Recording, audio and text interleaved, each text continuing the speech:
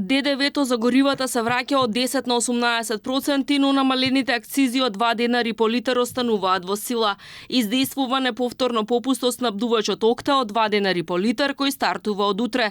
Владата на вонредна седница одлучи да ја продолжи мерката за акцизи од 13,5 денари за дизелот и 20 денари за бензините по литар до средината на јуни. Премиерот Мицкоски вчера најави дека очекува веќе во вторник дизелот подрастично да поевтини за 6 до 6,5 денари по литар, а цените на бензините да останат непроменети или пак да бидат покачени за половина денар по литар. Сепак, поради попустот од Окта, сега се очекува и бензините да поевтинат за 1,5 денар по литар. Со овие мерки и согласно нашите присметки очекуваме цената на дизел горивото да се намали за 6,5 денари по литар, додека цената на бензините ќе биде намалена за 1,5 денар по литар.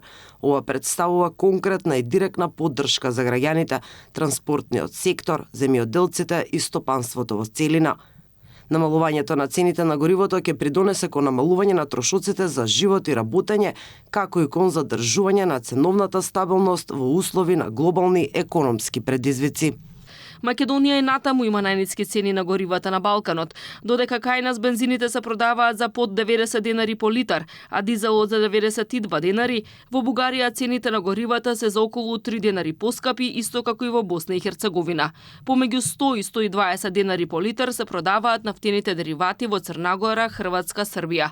Највисоки цени во регионот имаат Албанија и Грција од над 120 денари по литар. Токму поради најниските цени, граѓани од соседните држави масовно точаа бензин на пограничните бензински станици.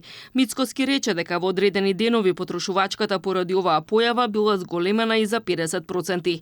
И покрај тоа Македонија добро се справува со притисокот и засега нема ограничување на полнењето на горивата. Инаку на глобално ниво, загриженоста од недостаток на енергенси расте.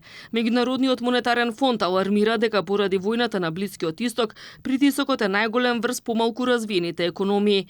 Оттаму наведуваат дека иако засега светот покажува отпорност, сепак зголемени се ризиците во делот на снабдувањето, како и цените на горивата, гасот и земјоделските ѓубрива.